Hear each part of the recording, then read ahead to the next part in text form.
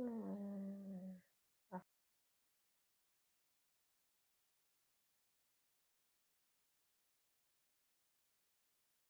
Okay, okay. All right. I'm just gonna get started. Welcome to Flourishing Tresses. Over here, I just do my hair. So I am on a healthy relaxer journey. So I just put my relaxer in like an hour ago, and I moisturized and sealed my hair. So now I am about to grease my hair, and I am going to grease my hair on the live with you guys, and I'm going to talk about this news story. So I'm gonna start talking about the news story because it's a really long news story. Um, so this news story caught my eye because I used to and I don't want to say any words I can't say on YouTube, but I used to smoke trees or whatever. Um, so yeah, I found it very, very interesting. Um, I probably do a story time a little later, how and why I stopped smoking. Um, yeah. So, but right now, I'm not gonna tell that story. The live would be too long because the story itself is already really long. So I just found it very interesting.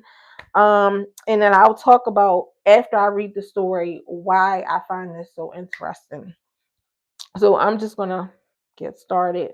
So the title is ER doctors are reporting on a fast growing cannabis illness. Um, it says hospitals are seeking a striking rise or seeing hospitals are seeing a striking rise in people with sudden bouts of intense vomiting linked to long-term cannabis use, a condition now formally classified as cannabis hyperemesis syndrome. Oh, how you guys doing? Hi, Candace. How are you? Thank you for being here. Please make sure that you like the live. Hi, Big Gabe. How are you? Thank you for being here. Um, with the new medical code, doctors are re- doctors and researchers can better track how often it occurs and how it develops. Many patients are surprised to learn cannabis may be triggering their symptoms, especially since it is commonly used to ease nausea. Hi, Sosa, Cynthia. No, I'm not Rizzler. I'm not. um, Baking soda peroxide. hmm Okay. Rising ER visits linked to chronic cannabis use. Over the past 10 years, emergency departments have treated a growing number of people seeking help for abdominal pain accompanied by severe or persistent vomiting. A shared characteristic among many of these patients is long term cannabis use. Let's see. Okay. Um, where am I? Oh, there's my phone. Thank you guys for liking the live. I'm trying to let me get this part in real quick.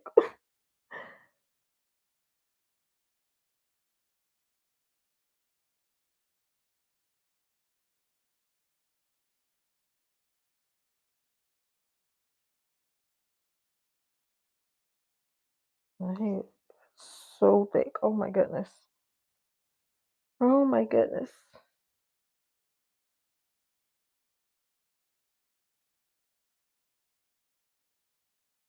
Ooh.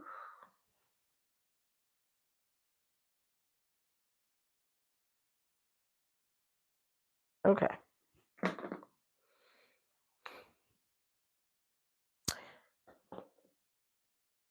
Yeah, okay. Clinicians only recently gained a standardized way to document this issue. Last month, a diagnostic code for cannabis hyperemesis syndrome became available, describing a gastrointestinal condition that begins within 24 hours of the most recent use and can continue for several days.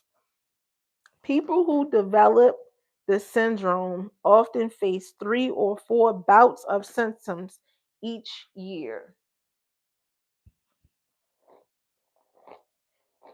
New diagnostic code creates clarity for providers. Woo. Okay.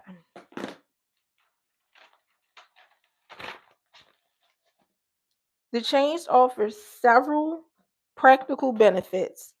With a single specific billing code, cl- clinicians no longer need to rely on multiple, less accurate codes to describe the condition.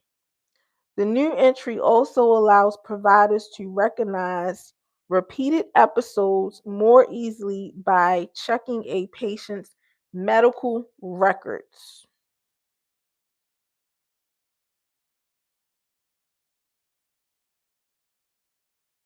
Ooh.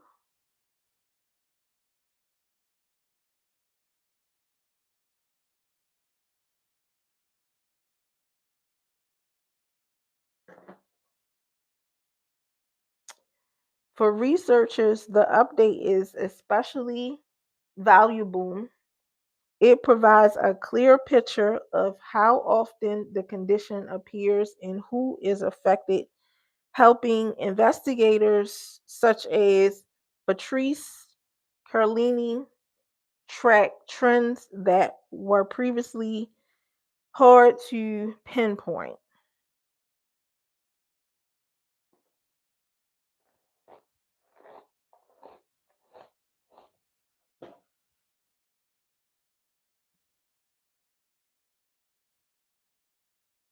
It helps us count and monitor these cases, said Carlini, a researcher associate professor at the University of Washington School of Medicine, who studies adverse health effects of cannabis use.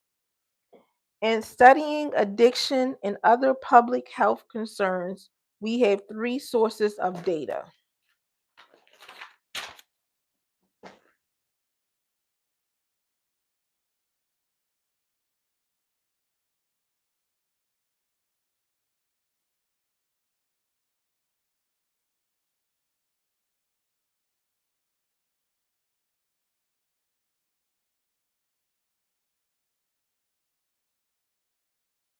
What clinicians tell us, what people in communities tell us, and what health records tell us. A new code for cannabis hyperemesis syndrome will supply important hard evidence on cannabis events, which physicians tell us is a growing problem. Limited awareness can delay diagnosis. Although cases are increasing, many clinicians remain unfamiliar with the syndrome because it is still relatively new in the medical practice. A person often will have multiple emergency department visits until correctly recognized, costing thousands of dollars each time, Carlini said.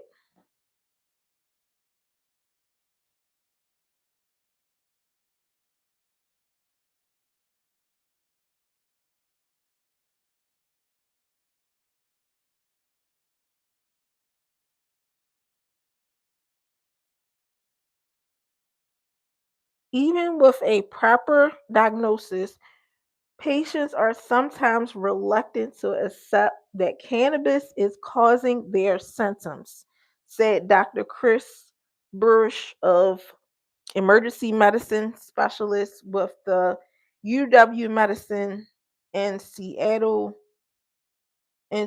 Children's.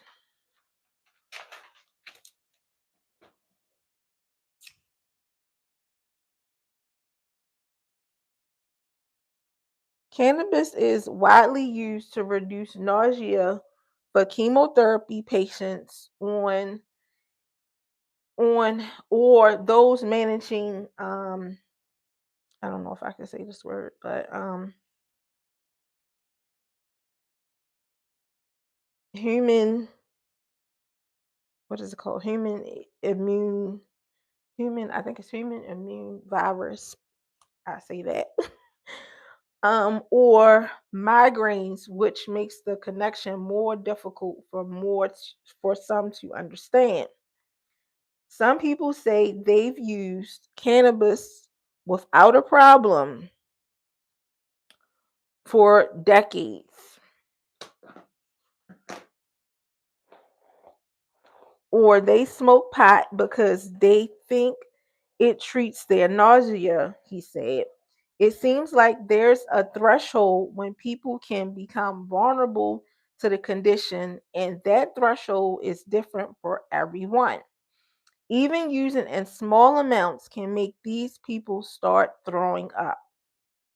Uncertain causes and difficult treatment, uncertain causes and difficulty treatment options. What causes the condition to affect some individuals? Availability of cannabis or higher THC potency of some products or something else, Bursch said.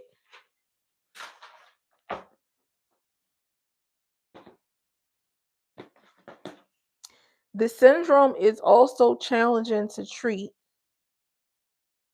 Standard anti-nausea medication is offered. Medication often do not work well, he said, leading physicians to try second or third line options such as Haldol, which is usually prescribed for psychotic episodes.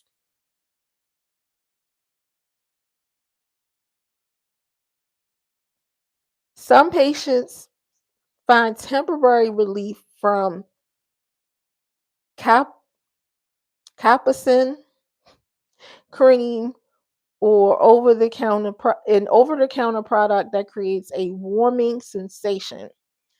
Others report that hot showers ease their discomfort. That's something that can clinch the diagnosis for me. When someone says they're better with a hot shower, patients describe going through all the hot water in their house.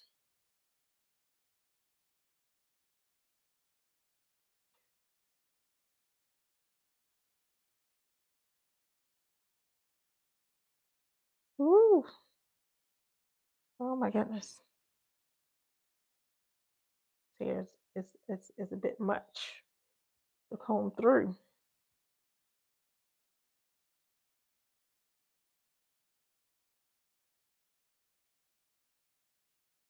Got some type of knot. Uh-oh.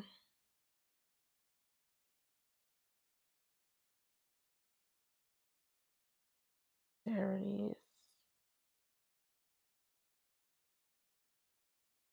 Mm-hmm. Okay.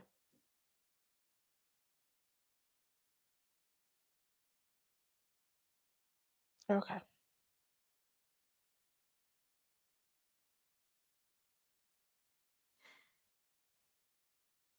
Oh, I read that part. Okay. Why recovery can be difficult. Several factors can slow a patient's recovery, because the syndrome appears intimately. So, cannabis users may believe a recent episode was unrelated and continue using cannabis without problems until they suddenly become very sick again. For those who accept the diagnosis and try to stop using cannabis to improve their symptoms, addiction can make that process challenging, Carlin said. So that was the news story. So, my thoughts. Now, in this news article, I didn't screenshot it, but they you were able to leave comments, and some people commented the same way that I was feeling. It's mighty funny that these this new this new illness comes up after they made cannabis legal in a lot in a lot of states. I'm gonna say that. I know it's here in Maryland, it's legal in Maryland. Um and recreational for recreational use. And with that, they also created a bunch of dispensaries. There's lots of dispensaries that you can go to now and get it. So you don't have to depend on your dealer or whatever. You can go to the dispensary. So when they were first talking about making it legal, it was a red flag for me. It was a red flag for me because anytime when the government have their hands in something, you better believe that things are going to change. Things are going to change. So people in the comments were saying the same thing that I was thinking or whatever, which is like it's mighty funny that these illnesses pop up now. Um, Cannabis has been around for centuries, for years and years and years and years. And I know people that smoked only that for years and years and years and years and didn't do anything else and didn't have any problems. So it's mighty funny these new illnesses is popping up now. Um what I will say is that if you have a problem, I would go seek help and I would stop participating in this study that's going on, because that's exactly what it is. It's a study. It's a study. Now they all of a sudden created new medical terminology for a cannabis illness that nobody have never heard of before, and they're talking as if this is such something so great, but they're creating these new terminologies so they can further study what they're doing. And I just find it so crazy to me. And I am so glad that I stopped.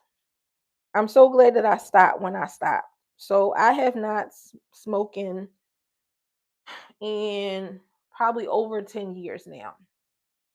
Over 10 years now.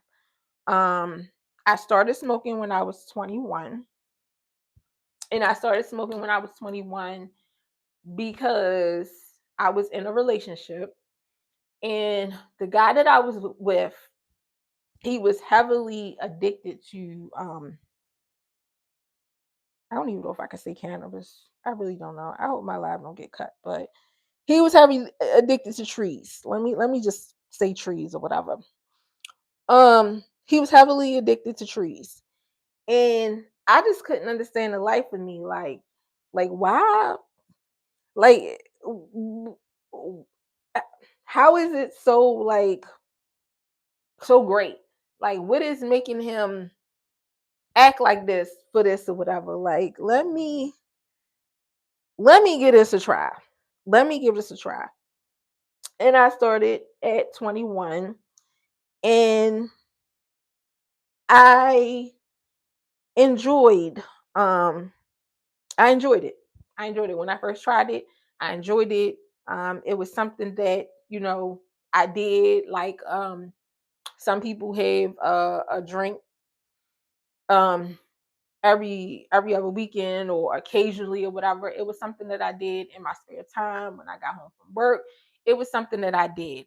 Um, it did not become a problem, a real big problem to me, for me, until I got into a relationship. And I didn't see anything wrong with it at the time.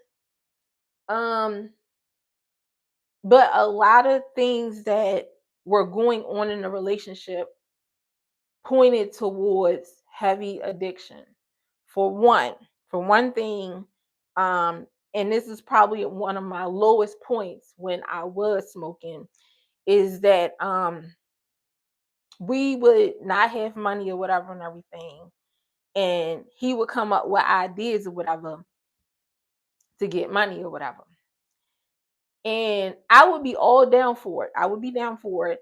And the reasoning to go get money was always like we needed food or whatever. Like we need food. We need to do this so we can get some food. But deep down inside, like I knew like it wasn't just to get food for real. And we would get food. We definitely would get food. But then we would also get trees or whatever. Um, So it was like, okay, this is becoming a bit much. And it wasn't just it wasn't just him, it was me as well. So it wasn't like he was forcing me to do this or whatever.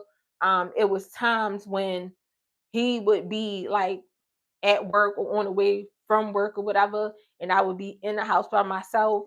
And like the rule kind of was like, okay, we're gonna do this together or whatever. But I would go ahead and I would smoke without him.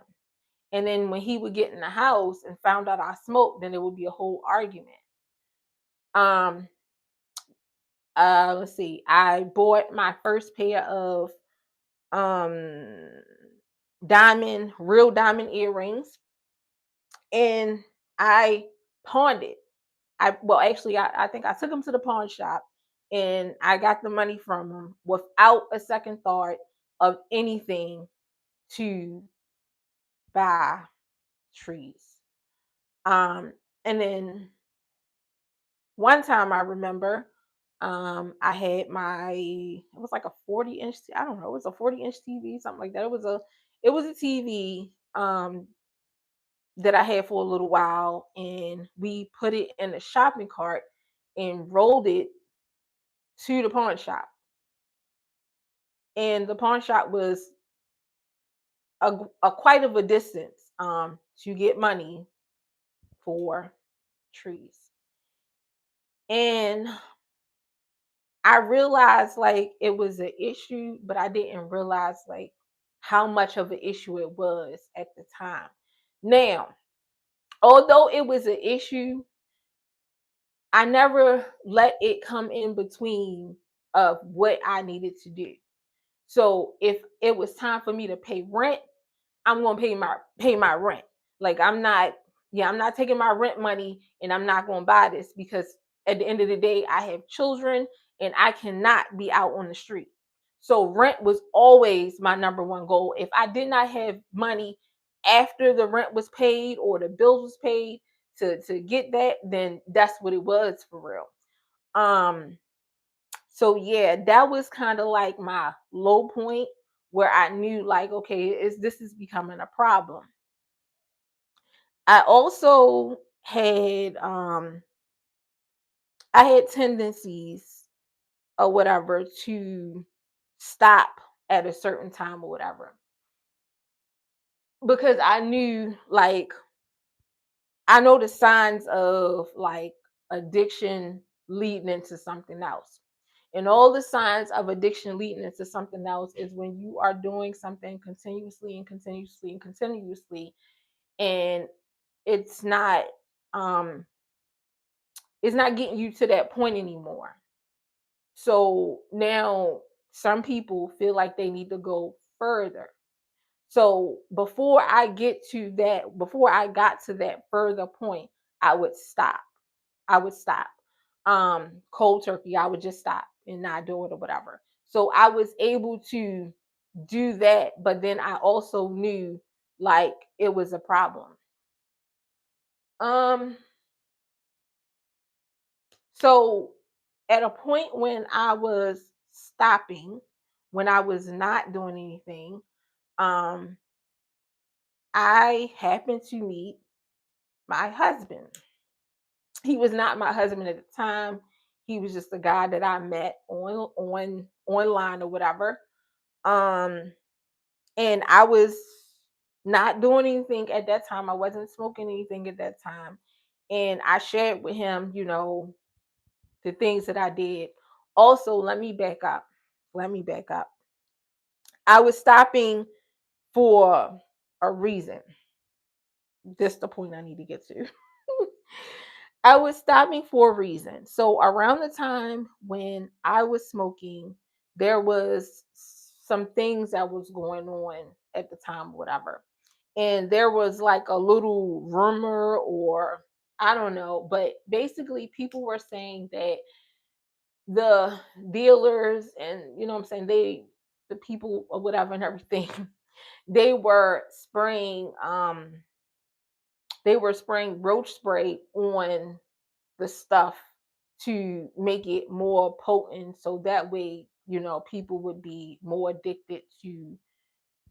No, it wasn't roach spray, I'm sorry, it wasn't roach spray, it was embalming fluid. That's what it was embalming fluid. um and they were saying that they were spraying it on the stuff or whatever to make people more addictive and want to come back and keep on coming back. So when I heard that rumor, it kind of scared me a bit. It really scared me a bit. So I only trusted one person. I trusted one person. Um and I thought that I trusted one person. Um and I didn't think that anything could happen to me because I trusted that one person. Well, um I found out that that one person that I trusted, um they wanted to mm, they wanted to sleep with me. So when I found that out, it made me feel in a way because like this is business for me. It's all about business. This is the even exchange. That's it. Like it's no more than business for me. I don't see anything past that. I'm not one of them type of people that yeah, I'm not one of those type of people. That's just not me for real. So this is all about business for me. So when I found out that person wanted to sleep with me, I started having doubts in my head like, okay, if they want to sleep with me so bad and I keep turning them down, like what's to say, who's to say that they might not try to do something to my product. So that made me like, okay, well maybe I should just stop. Maybe I should just stop because this is the only person I trust. I'm not going to anybody else because I don't trust anybody else. So maybe I should just stop. So I had stopped. I had stopped. I wasn't planning on doing anything because I didn't have anybody that I can trust. And yeah, I have major. When I say I have major trust issues, like I don't trust anybody. So therefore, like yeah, it was out the door for me at that time or whatever. So then I met my husband, who was a guy that I met off the internet. And I told him, like, yeah, what I'm saying, I get down every now and then. And he told me that he was not fond of smokers, period. He told me that if I indulge in smoking activities, that he would not be with me. So my first reaction, my first thought was like, Okay, well, see ya. Like, see ya. Like, bye.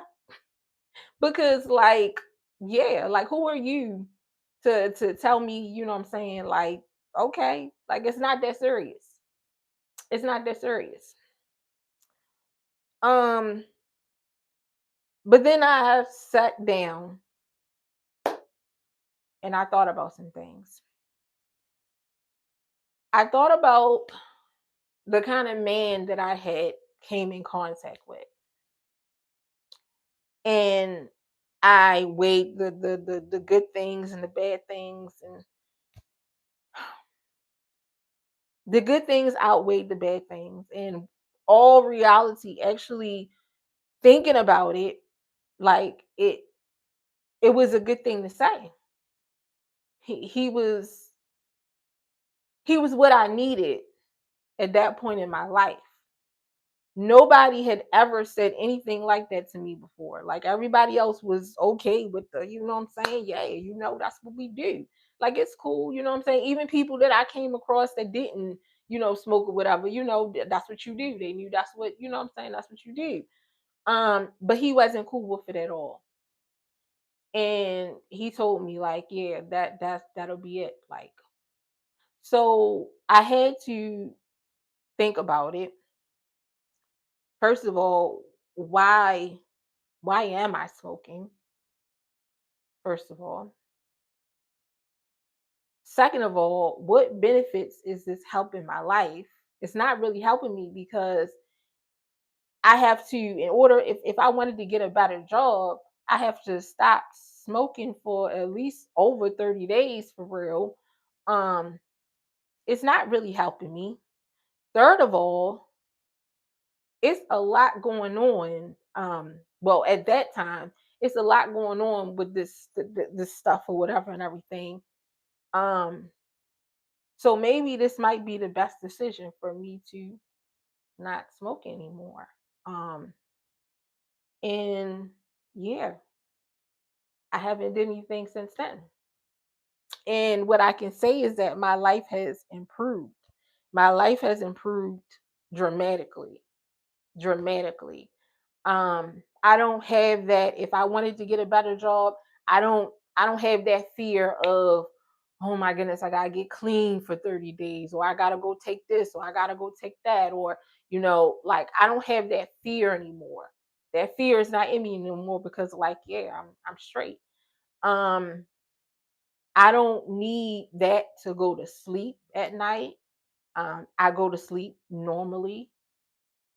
I'm not spending tons of money on it or whatever and everything. I'm not spending a lot of time looking for people or waiting for people.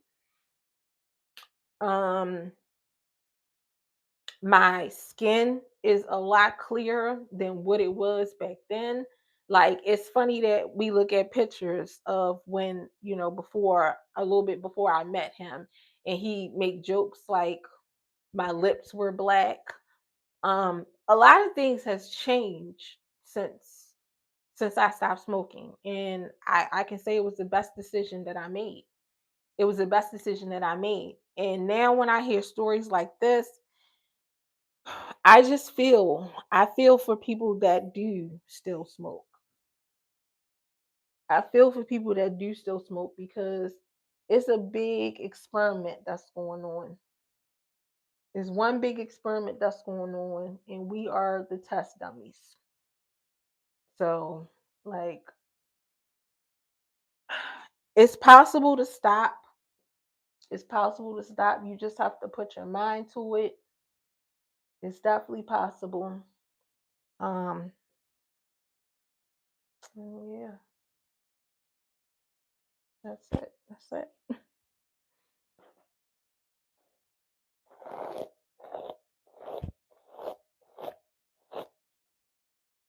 I said I wasn't gonna tell that story, but I wound up telling the story anyway.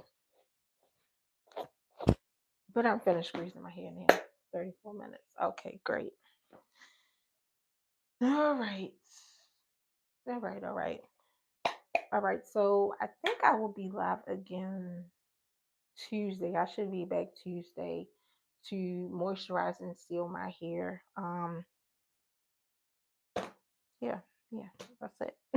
Thank you guys for liking the live. If you are still here, thank you so much for liking the live. And I'll see you guys in the next one.